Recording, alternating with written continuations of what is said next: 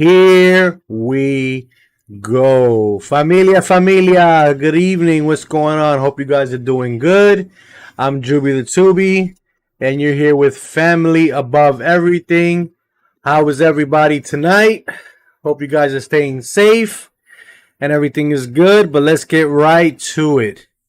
The Knicks right now are in desperate trouble.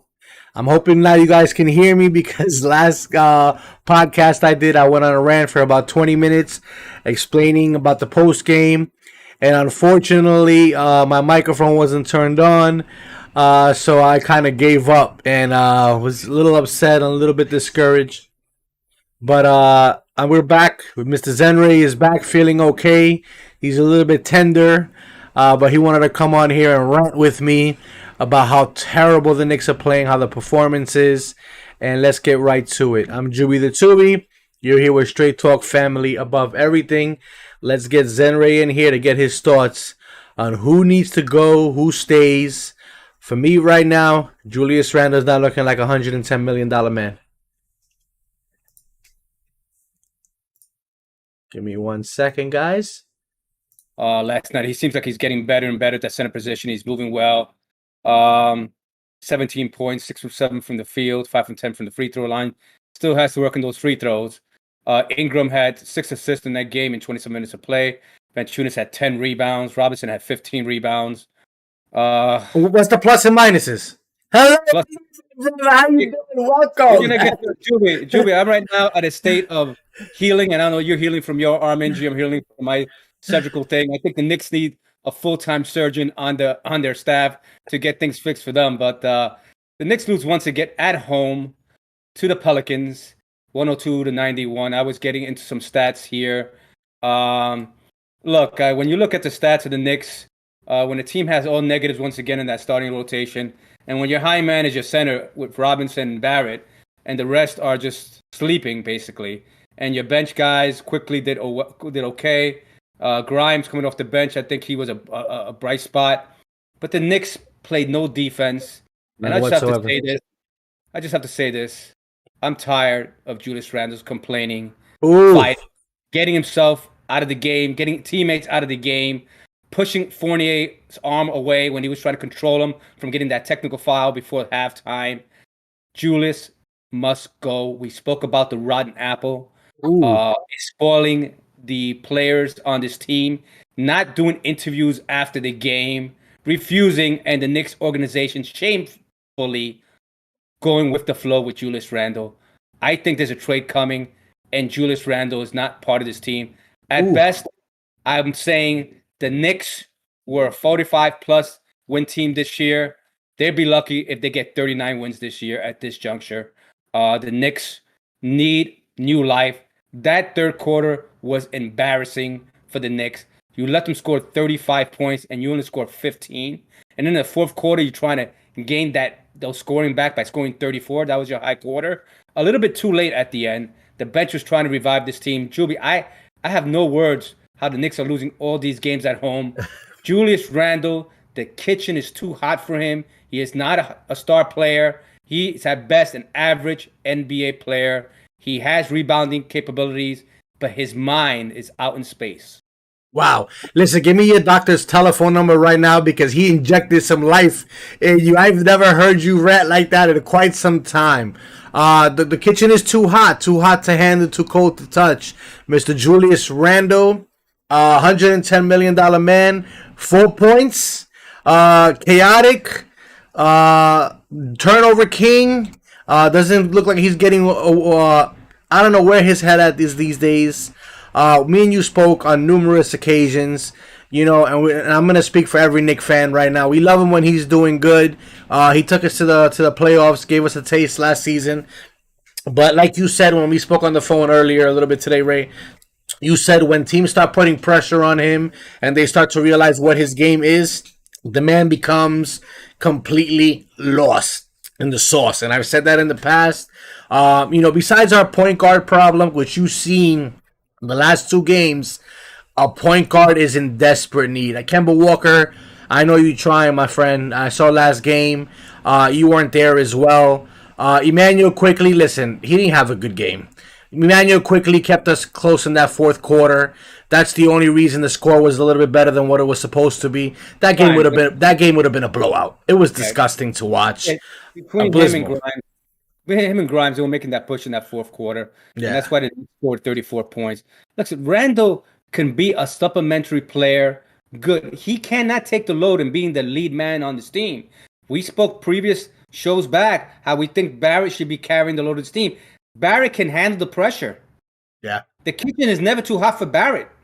Yeah. Julius tends to think. Look, they benched him at the end. He only had 29 minutes of play. He was 1 from 9 from the field, 0 for 2 from 3-point range, 2 for 4 from the free throw line. He only had 6 assists and 7 rebounds. Even though 6 assists for him is good because anything over 5 is good. He only had 7 rebounds in 29 minutes of play. So I'm not saying he was having a terrible game, but when you only score 4 points and then you get your head out of the game because you're always jabbering with the refs, it takes you out of the game. And on top of that, let me tell you who was a true leader for the Knicks, okay? I'm going to go back. Bernard King, even Cartwright, I'll throw in there. Or even Ewing, Starks, Oakley. I'll throw a little Mason there. They were leaders in this team. Houston. Carmelo Anthony was the last leader of the team. They all took the shots when they were good, bad. They went to the press conferences. They spoke after the game. You never saw Carmelo Anthony. Never. Even in his worst days, he took the questions like a man. And if he had a bad game and he stood up there, Julius Randle is a coward. A baby who doesn't deserve to be on this Knicks team. Why? You stand up. You man up. When we praised you last year and you said, we're here, we backed you. When you have it bad, you stay for the questions and answer the questions. You're the leader of this team. What kind of example are you setting up for the young kids coming up here? That I don't have to do interviews if I'm having a bad game or having a bad night with my family or whatever the case may be?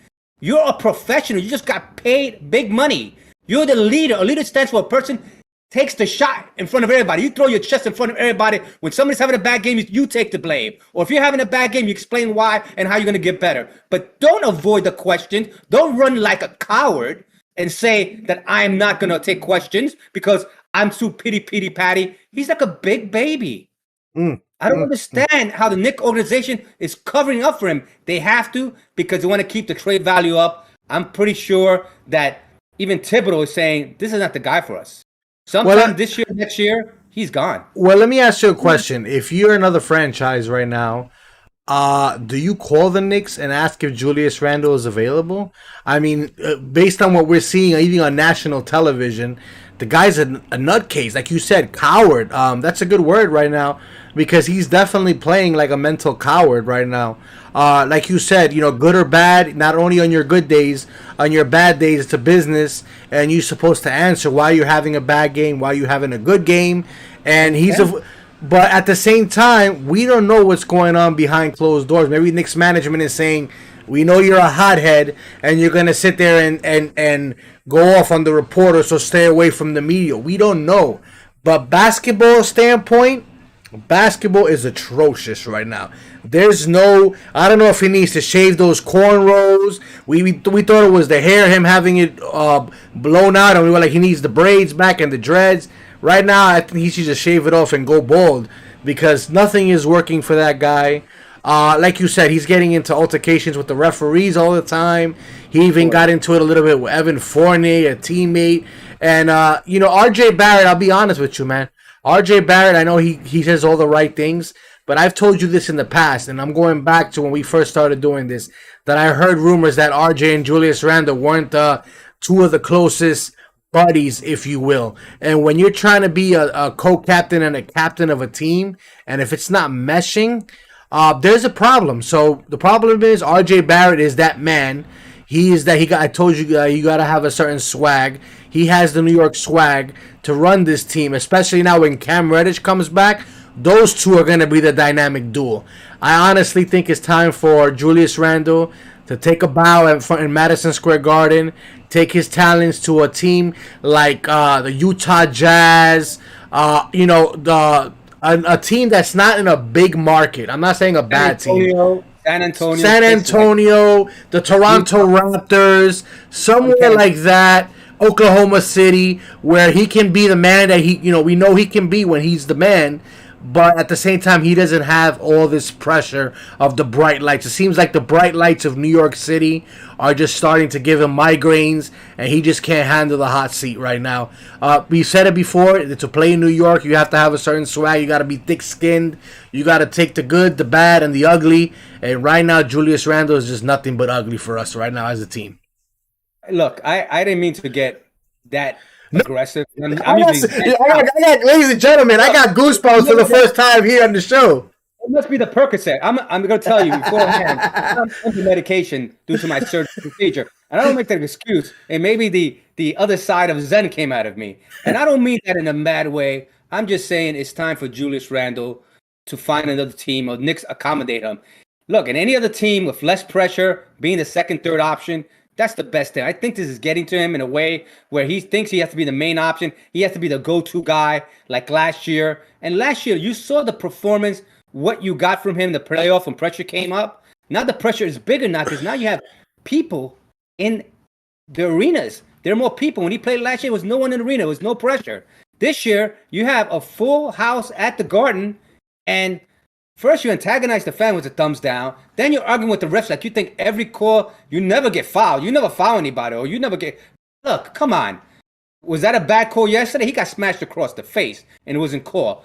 But to act like a baby, you're a professional player. I've never seen Carmelo Anthony or Derek Jeters. Jordan, Shaq, they used to get bullied and beat up all the time. Go a little crazy like that. They'll take the technical, whatever, but they'll let it go, and they don't let that get to them for the rest of the game. You notice when these fouls get to him, look what he produces in points. He's a -4. And then for the Knicks organization, which I shamefully hope is not them stopping him from doing interviews, because you cannot do that. You're getting paid all this money. Your job is New York. Look, if playing in New York and playing in Los Angeles and playing in Chicago, those are the big three cities that is tough to play any sport because the media is an extra entity that come after you. But when you're good, they're on your side. When you're bad, and they're gonna question you about it. So take like a man up, Julius. You can still make it here. But if the Knicks don't make the playoffs this year for any reason, which I think they will make it, I think they're a 500 team at best. But for some reason, if the Knicks don't make the playoffs and Julius continues playing this like this, there's no other choice for the Knicks but trade him.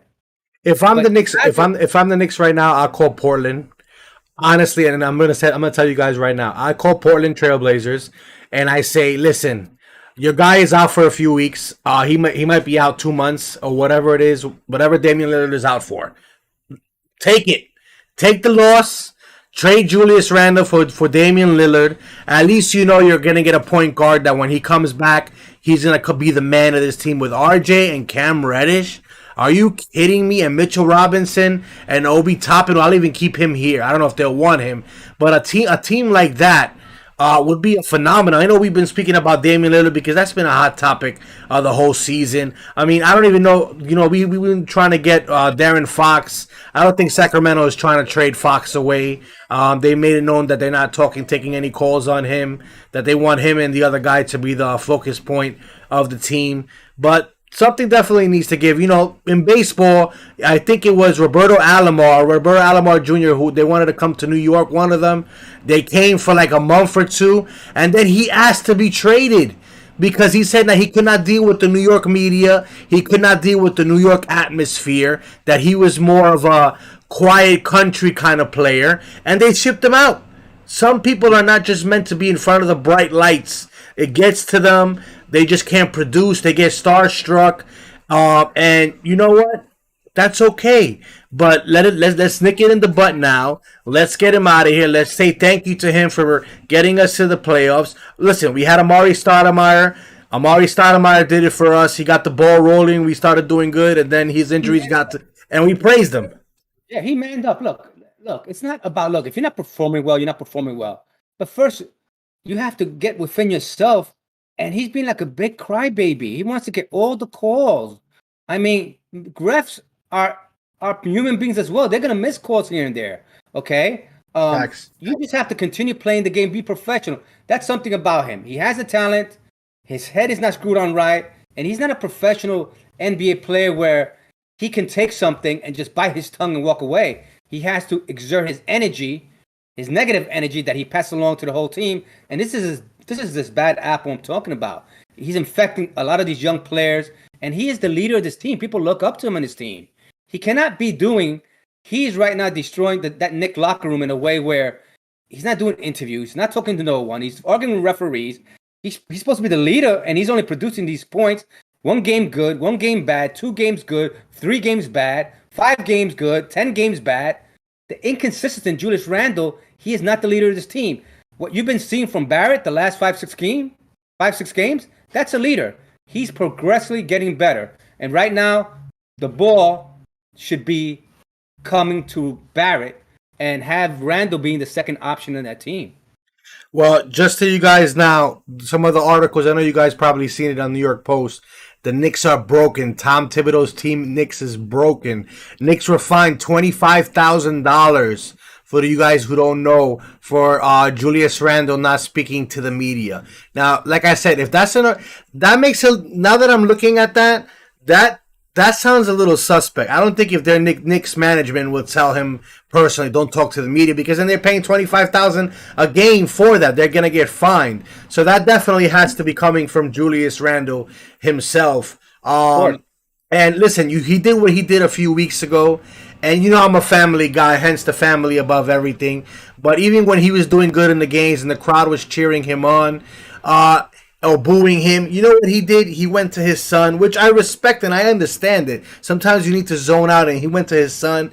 But at the same time, when the crowd was trying to talk to him, he tuned them out. Like, he does not care anymore what the fans have to say. It's all about him and his family. And that's a good mentality to have if you're not a professional athlete and you have millions watching you. Right now, you're under a microscope. You got a $120 million contract, and they're watching every single move you do, especially after that thumbs down in front of the garden. So right now, you're not producing, you're not scoring, and you're getting into problems and costing fines. 100%. If things don't start shaping up, I said it before, Zenray, abandon ship, and I think it's time to abandon ship. That Julius Randle abandoned ship. Look, yeah. These are the worst things you to add, that he's antagonizing the fans, putting the thumbs down. These are the people who loved you and brought you and your family in last year. And you can't stand up this year because you're doing bad, and we understand you're doing bad. Man up. Do the interview. Say how bad. Take the blame. It's me, or whatever the case may be. People respect and love that kind of, like, that human side of you. By you getting angry and attacking the fans, attacking the media, attacking the refs, what are you doing, Julius? You're actually saying, trade me, get rid of me. I can't handle it. Honestly, I think he's doing it on purpose. I'll keep it real with you. I think he's come to a point that he wants to be traded. I mean, because look at LeBron James. LeBron James apologized the other day on Twitter, on live TV, not for his performance, for how the Lakers are playing and how badly they're playing. And he sat there and said, "I'm sorry, it's on me.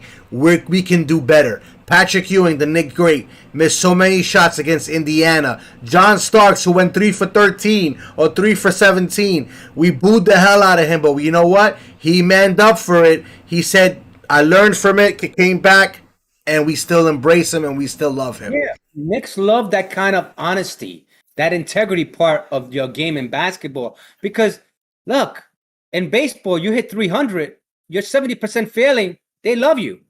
In basketball, if you shoot 20 for 50, yes, you shot 50 times, you got 20 times in, you got 40 points, they love you. I'm just telling you a wild example. So look, basketball and any sport, if you do well, the Knicks or the New York fans or love you. If you do bad, they're going to let you know. So it's just part of the business you're in. And Julius, you just got paid like $20 million a year. $110 million for 4 years. 4 years, right? $110 million? Something like that. I think it's less than 110. I think it's about $22 million a year with an option there. Look, at this juncture, it's not about the money. It's about getting your mind right. We spoke about it. We're going to go over some box scores here and team stats real quickly. Yes, because I could not do that last show, ladies and gentlemen. That's why he does it. Look, the Knicks shot 37% from the field. The Pelicans shot 50%. So the Knicks defense, they let them do what they wanted to do basically all game. The Knicks shot 23% from three. Fournier Ugh. had an off night. Kemba had a real off night. Julius had an off night. The only two players on that starting rotation that did well was Barrett and Mitchell Robinson. I think for the last 5-6 games, I say Mitchell Robinson raised his game up and Barrett as well. Those are the two true leaders of this team right now. The Knicks free throws, we don't want to go into there. They only shot 66%. The Knicks out rebounded them 48-35. The Knicks had less assists, only 21 assists. They had 27. They had 10 steals. We had 15 turnovers, and they got 46 points in the paint. We only got 38. It was just all around kind of a bad game for the Knicks. We play now coming up. We go. It doesn't get any easy. Now we go on the road and we play the Clippers on Sunday. So it's not going to get any easier for the Knicks. I'm looking at the Knicks record, 22-24. I was looking at this Knicks optimistically in my vision, bringing Fournier in, bringing Kemba. The Knicks have 45 wins plus this year. I don't think we're going to get there, Juby, unless we go on some kind of streak. We haven't got more than a 3-game winning streak. We have to go on a 5, 6, 7-game winning streak, and it all starts with the defense. I think there's a trade in play somewhere here, and I think it's that point guard we're going to get somehow, some way. Devontae Graham, you were advertising for him before the season started, and look what he did to us last night. They didn't have a great scoring, tremendous game, and he didn't have a lot of assists, but he facilitated that ball. And when I was watching him, I was thinking of you last night saying, wow, this is the guy that Zenray wanted, Devontae Graham, before the season started. And we settled, unfortunately, for Kemba Walker, which is not working out too well. And Derrick Rose, which is another perfect example of somebody who we love and miss and doesn't blow you, stat-wise, doesn't blow you out of the water every single night. You know what I mean? So it's just a swag, ladies and gentlemen. And that's what I'm trying to say. Derrick Rose can have 12 points and 4 assists. And as long as he puts his heart and his soul in it, and after the game, he'll sit there and say, you know what? Tonight I didn't have it, or I'll get him next time. The fans love him. Yeah. I want to talk about this 6 foot, 179-pound Boricua, Jose Alvarado. He killed the Knicks. This guy was an undrafted former Brooklyn Net. From Georgia Tech. He's a rookie. His first year, he was undrafted. He came off the bench, and he only averaged like 3 points a game this year. He was, I think, their 10th, 11th man on the bench. He came and played, and last night he torched us for 15 points. Last night, 23 years of age. He looked quick. He looked like he wanted it. He was making Kemba Walker look like an old man on a rocking chair last night. He was just incredible. Kudos to the Boricua, Jose Alvarado, who had a great game against the Knicks. His first game he played in 20 minutes of play, scoring 13 points, had a plus 13, had 4 steals, 4 assists, 4 steals. This kid was all over. And did you notice about the Pelicans? They pressed us all the way up the court from the beginning to the end. That's the kind of Knicks defense I wanted to see. Yeah, you texted me that. You texted me that last night too. You were saying that's the kind of defense that we should be playing. As far as kudos to that point guard who did it up for us. But I told you, Zenray, for some reason, when it comes to playing the Knicks, there's always this one guy that you never heard of, or you heard of him, but he doesn't really stand out for you.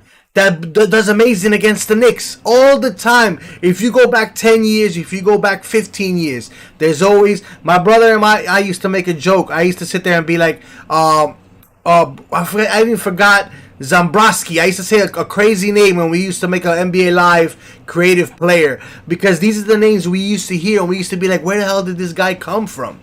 Same concept, guys. Crazy. I just want to say, if you look at the starting rotation of the Pelicans last night, 15 by Ingram, 11 by Jones. Valanciunas always kills the Knicks. He had 18 points, 10 rebounds. He had 2 block shots, 1 steal. 33 minutes of play. Valanciunas played well. Dante Graham, 15 points, and Hart, 17 points. The ex-Laker, he was a plus 15. That starting rotation. That's the kind of balance you want to have in a starting rotation. And there was a few games there in the stretch of 5 games ago. We had the Knicks playing that type of ball. That starting rotation play from top to bottom together. We're going to get back to what you said earlier in the beginning of the first 10, 15 games of the year. The Knicks still don't have that identity. they don't know. It was like men lost in space. And when Randall acts the way he acts, you saying abandoned ship. I think Randall abandoned ship a long time ago. Yeah. He's like one day here, one day. Don't get me wrong, he'll get his rebounds, but when it comes to that toughness that you need, which he does have it, but we're talking about the mental toughness. He doesn't have it. He's very weak. Players around the league knows that he could snap like a firecracker, and that's how you get to him. Once you get him getting angry, he gets out of his game level, and that's the way you defeat Julius Randle, by getting into his head. And that's the problem Knicks are having. The Knicks management going to have some tough decisions. Cam Reddish, I'm hoping he's going to be available to play in the next 2 or 3 games. I want to see him with Barrett playing. You have no choice to hold on to Randle right now. I think that Randle, you stuck with him now. I don't know how Knicks are going to handle him now in terms of doing interviews with him, because now the questions are really going to get tough. You know, it's like if you don't play with the press are going to play with you, and they're going to play with you hard. Yeah. You know, so I don't know what to say, Juby. I don't want to even go through the Knicks stats, because you know what they did. The 2 high men with Barrett and Robinson. The high man's on the bench with Brooks with 13. Well, Brooks started quickly with 14 and Grimes with 13. I love what I see from Grimes. He still needs some more seasoning, but if you're getting this from him the first season, a la quickly from last year, next year, this Grimes kid is going to be special. We just have to find that point guard. There was a reason they didn't include him in that trade for Cam Reddish. Oh, yeah. He's definitely part of this team long term, or I just hope it's long term. Definitely, we'll see, man. Like I said, the Knicks are a big mess right now. It's time to worry a little bit. I know we always say plenty of time. We're at a point right now where not even looking at the standings or looking at anything of that nature. Just as a team, the way they're gelling, it's getting scary. And it starts with Julius Randle, your captain, your leader, the man that stirs the drinks, quote. And it looks like he wants to be on workers' comp, and he doesn't want to stir the drinks anymore, because it's not looking good for him. Before we go, I just want to mention that the Knicks, the trading deadline, I think it's like February 10th or something like that. Yeah. I think the Knicks have another 25 days from now. I think Leon Rose is in that room right now negotiating. He's playing some hardcore chess. And I'm going to mention some names that are going to be available in these trades. Burks is 1, Toppings is 2, Fournier is 3, Walker is 4. Those are the 4 Knicks who are kind of who could be seeing new destinations. What they're going to get back in return, I can see Miles Turner, and I can see the guy from Dallas, the point guard. Brunson in some kind of deal there, getting both of them here. I see something happening here with that. I could see Miles Turner being had for Topping and probably a Burks or a Fournier. I would do Miles Turner for Julius Randle right now. That's as bad as I feel with Julius right now. You know something? I don't know if we can swing that. Leon Rose will be the president of the year, because that's a lot of money to take back, and Miles Turner is going to be due some money coming up. So I don't know what Miles Turner is making now. I don't know if he got the bag already, but I think he's due for a contract as well coming up, and I think that's why they're looking to trade him.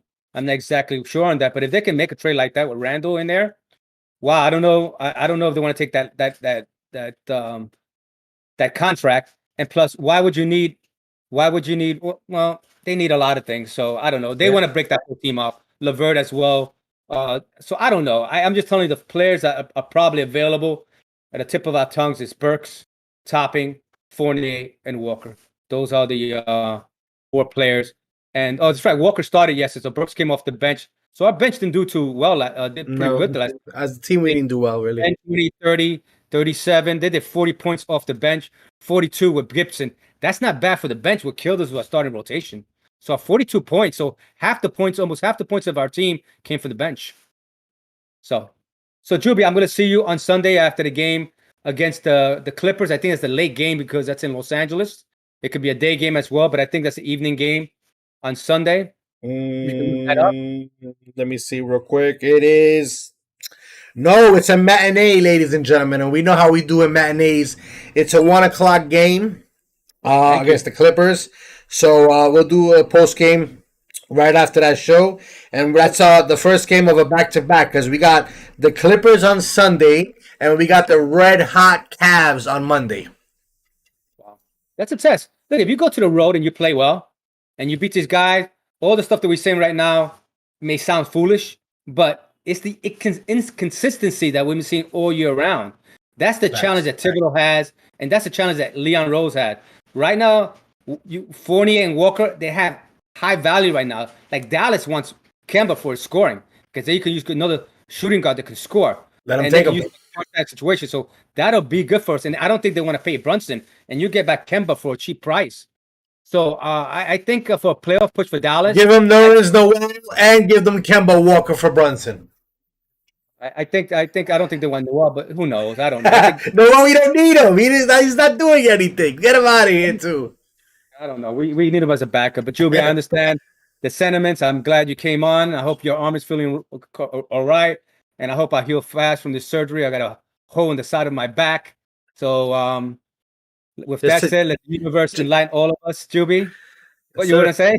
No, I was gonna say, man, just whatever meds you're taking, keep taking them because this is the different side of you that I love today. I love you normally the zen and relaxed, but you finally got to see some aggression and some frustration, and I loved it. I'm glad I came out here tonight to get to hear what you had to say.